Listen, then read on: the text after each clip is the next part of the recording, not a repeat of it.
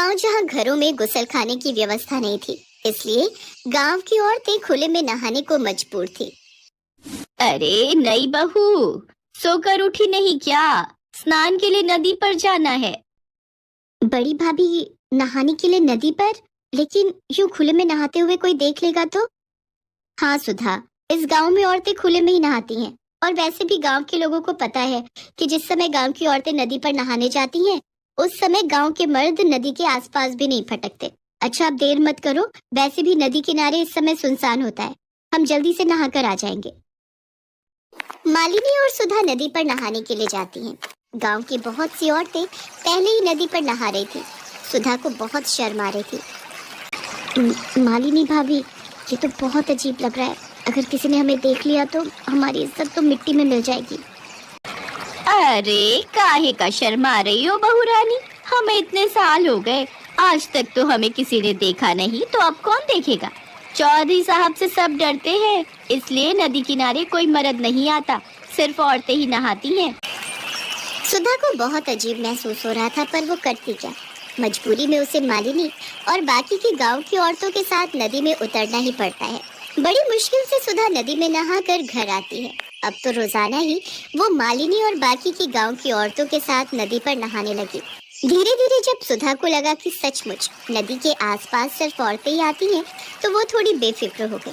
पर एक दिन जब सब बहुएं नदी पर नहा रही थी, मालिनी भाभी, लग रहा है कोई हमें देख रहा है। नहीं तो तुम्हारे मन का वहम है। लगता है तुम्हारा डर अभी तक नहीं गया है। चलो जल्दी से नहा लो, फिर घर चलते हैं।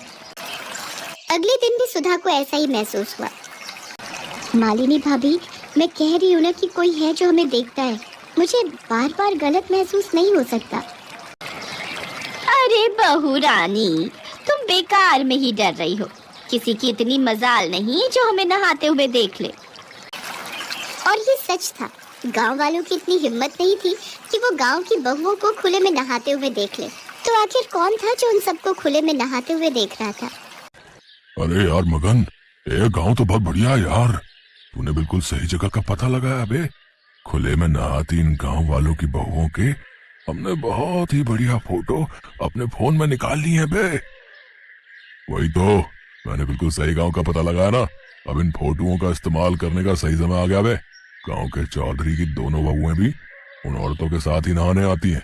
चौधरी की बहुओं को ब्लैकमेल करके अच्छे खासे सोने के जेवर और रुपए ऐंठ लेंगी।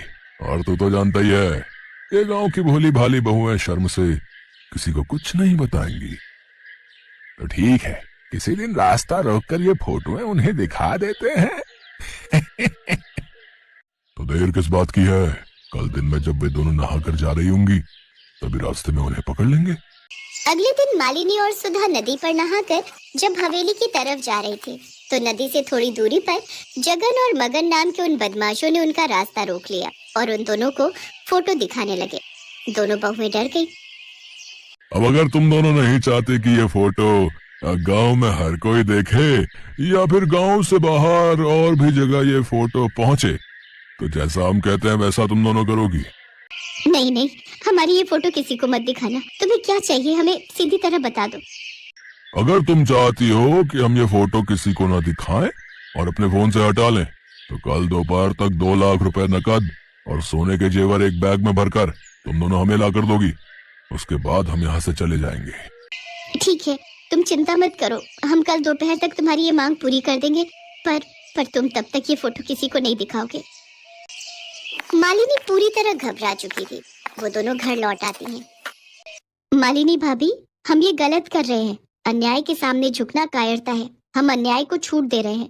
उन मुजरिमों को सजा मिलनी चाहिए। उनकी मांगे पूरी करके तो हम उन्हें और बढ़ावा दे रहे हैं।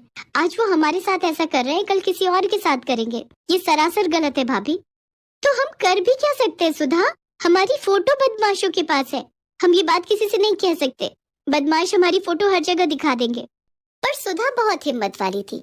वो मालिनी को बिना बताए पुलिस स्टेशन पहुंचती है और वहां पर लेडी ऑफिसर को सारी बात बताती है। सुधा, तुम चिंता मत करो, मैंने ऐसे गुंडों को बहुत सीधा किया है। मैं जैसा कहती हूँ वैसा ही करना। सुधा पुलिस की मदद ले चुकी थी। अगले दिन वो मालिनी के साथ बदमाशों की बताई जगह पर पहुंचती है। गुंडे जैसे ही मालिनी और सुधा के पास आते हैं, तभी पुलिस भी वहां पहुंच जाती है। पुलिस को देखकर गुंडे घबरा जाते हैं। पकड़ लो इन गुंडों को। सीधी साधी गांव की औरतों को ब्लैकमेल करके उनके पैसे और जेवर की मांग करते हो। मैडम जी, ये वही गुंडे हैं जिनकी आसपास के गांव की पुलिस तलाश कर रही है। इन्होंने पहले भी कुछ गांव की औरतों को ऐसे ही ब्लैकमेल किया था। पुलिस के द्वारा गुंडों को पकड़ने की बात चौधरी के कानों तक पहुंचती है।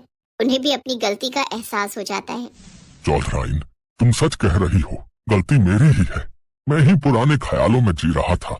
मैंने कभी इस ओर ध्यान ही नहीं दिया कि हमारी बहू बेटियों को किस चीज की सबसे ज्यादा जरूरत है।